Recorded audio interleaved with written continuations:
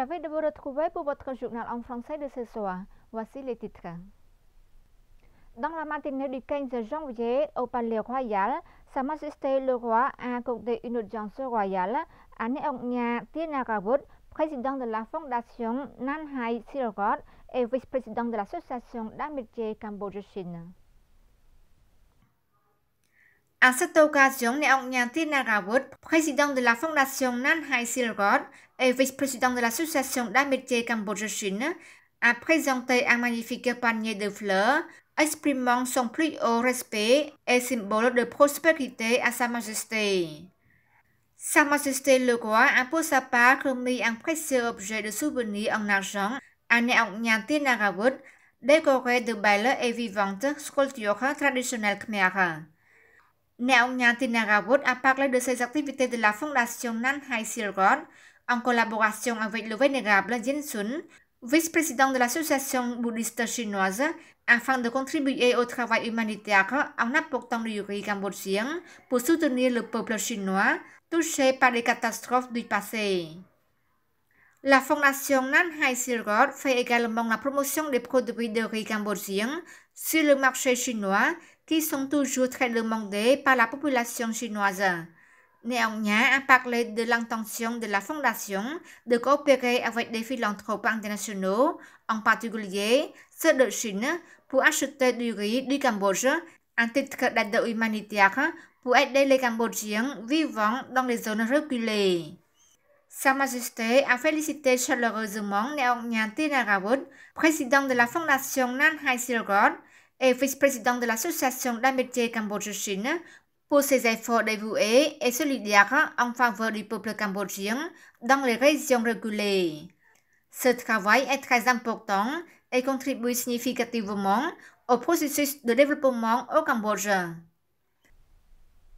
Lors de la visite officielle à Paris le 15 janvier 2023, Samdech Mahabhabor Theppaday Hun Manet, Premier ministre du Royaume du Cambodge, a accordé une visite de courtoisie à Madame Maud Bailey, directrice générale de Sofitel, Galerie Emblème et membre du comité exécutif Luxe Lifestyle de l'ACO.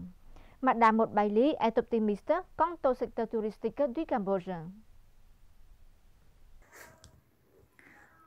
Au cours de l'entretien, Madame Maud Bailey a informé Samdech Theppaday Hun Manet de l'investissement de son entreprise au Cambodge et a exprimé son optimisme quant au fait que le secteur du tourisme au Cambodge connaîtra davantage de progrès cette année.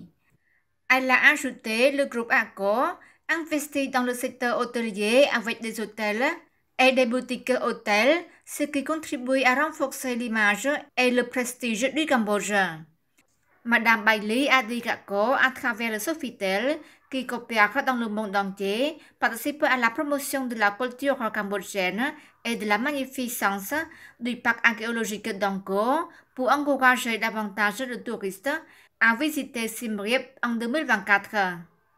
Dans sa réponse, Samdech Theppaday Hun Manet a remercié le groupe Accor pour son investissement au Cambodge et a souligné que le gouvernement royal du Cambodge a lancé un programme spécial Visite Siem Reap 2024 qui contribuera à revitaliser le secteur du tourisme et à créer des emplois pour la population.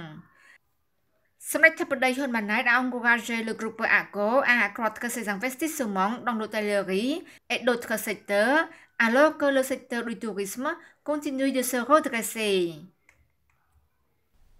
Samdech Theppaday Premier ministre a également reçu M. Nicolas Nodbia, membre du comité exécutif du groupe Vansi et président de Vansi Airport. Lors de la rencontre, M. Nicolas Nodbia a salué la paix et la stabilité politique au Cambodge, conditions essentielles et favorables à ses investissements dans le royaume. M. Nodbia a informé le chef du gouvernement cambodgien des progrès de ses activités de Vansi au Cambodge et de son projet de développer ses investissements dans le royaume. Il a également remercié le gouvernement royal d'avoir fourni des conditions favorables au bon fonctionnement de sa société. Dans sa réponse, Samdech Theppaday a hautement apprécié l'investissement du groupe Vansi au Cambodge, notamment dans le domaine de l'aviation civile depuis plus de 30 ans. Il a encouragé l'entreprise à accroître ses investissements dans d'autres secteurs clés au Cambodge afin de contribuer au développement socio-économique du pays. Le groupe Vansi est un investisseur de premier plan dans les projets de concession d'énergie et de construction avec 8 services majeurs: Vansi Autoroute, Vansi Airport, Vansi Highway, Vansi Energy, Vansi Construction, Vansi Immobilier, Cobra IS. Le groupe Vansi emploie au total 272 000 personnes et compte 7 267 branches dans le monde, y compris 74 dans la région ASEAN, dont 10 au Cambodge. Vansi Airport est une filiale du groupe Vansi qui exploite plus de 70 aéroports dans 13 pays en Europe, en Asie et en Amérique.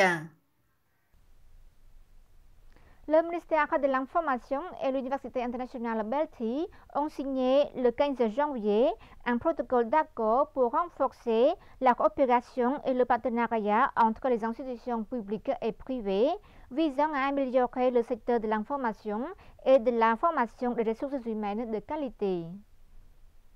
Ce mémorandum a été signé par son Excellence Hugh Chonit, secrétaire d'État du ministère de l'Information chargé de la formation, et son Excellence Lina Vot, directeur adjointe du groupe Belty et recteur de l'Université internationale Belty dans la matinée du 15 janvier 2024 à la salle Chatamuk Mongkol, ministère de l'Information sous la présidence de son Excellence Nepetra, ministre de l'Information. Son Excellence le ministre Nepetra a déclaré que la signature du protocole d'accord entre le ministère de l'Information et l'Université internationale Belty avait pour but de renforcer la coopération dans la formation des ressources humaines qui constitue le lien entre les études théoriques et les travaux pratiques qui permettront aux étudiants de faire des stages dans divers départements généraux de spécialisation du ministère de l'Information. Son Excellence le ministre Nepetra a déclaré qu'aujourd'hui était un jour historique dans le cadre du ministère de l'Information et de l'Université Belty pour ouvrir la voie à une coopération sur certains travaux en accord avec la réforme du gouvernement royal afin de se conformer à la réforme du gouvernement royal.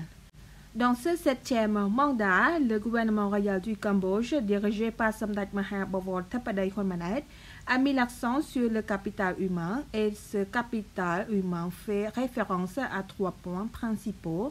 Le premier est de se concentrer sur les ressources humaines à travers la formation des connaissances pour devenir une ressource humaine de qualité. Deuxièmement, la méritocratie qui fait référence à la capacité et à la réussite. Troisièmement, il faut être en bonne santé pour pouvoir bien faire son travail. La signature du protocole d'accord entre le ministère de l'Information et de l'Université internationale Belty est mutuellement bénéfique.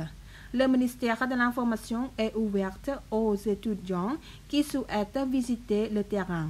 Le ministère a également préparé des conférenciers expérimentés à participer à des ateliers à la demande de l'université pour partager leurs connaissances et leurs compétences avec les étudiants afin de renforcer les connaissances des jeunes pour participer à la lutte contre les fausses informations et méthodes de l'utilisation des médias respectant l'éthique et le professionnalisme des médias au Cambodge. Pour le ministère de l'Information, c'est également une bonne opportunité de recevoir des bourses Belty du licence au doctorat pour les enfants et petits-enfants des fonctionnaires du ministère de l'Information. Dans la matinée du 15 janvier, au palais de l'Assemblée nationale, son Excellence Chai Boran, ministre des Cultes et de la Religion, a dirigé ses subordonnés pour une réunion avec son Excellence Pa Suchithvong, président de la 7e commission de l'Assemblée nationale, sur le progrès dans le domaine des cultes et de la religion. Lors de la réunion, son Excellence Chai Boran, ministre des Cultes et de la Religion, a informé des principaux résultats des réalisations du ministère et de l'orientation des travaux dans la mise en œuvre du programme politique et de la stratégie du Pentagone du gouvernement royal de la 7e législature de l'Assemblée nationale. Son Excellence Chai Boren a fait une présentation du plan d'action du ministère devant les 10 commissions de l'Assemblée nationale, dirigées par Son Excellence Pa Suchithawong, président de la Commission de l'éducation de la jeunesse, des sports, des cultes, de la religion, de la culture, des beaux-arts et du tourisme, dans lesquels le ministère prépare les projets de loi sur la religion du Cambodge, produit des vidéos d'éducation sur la morale pour la promotion et organise des formations sur le rôle et les tâches de bons et achats. Son Excellence Pa Suchithawong a salué les efforts du ministère sous la direction directe de Son Excellence Chai Boren, réalisant de nombreuses réalisations importantes dans le cadre du culte et de la religion. Pour le projet de loi sur la religion au nom des 10 commissions de l'Assemblée nationale, Son Excellence Pa Suchithawong a également exprimé son plein soutien et a exprimé son ferme espoir et sa conviction qu'à travers l'orientation stratégique, le plan d'action que le ministère a mis en œuvre, le domaine des cultes et de la religion joue un rôle encore plus important dans le processus de développement social durable. C'est la fin de notre journal. Merci de nous rejoindre. Bonne suite de programme sur TVK. À demain.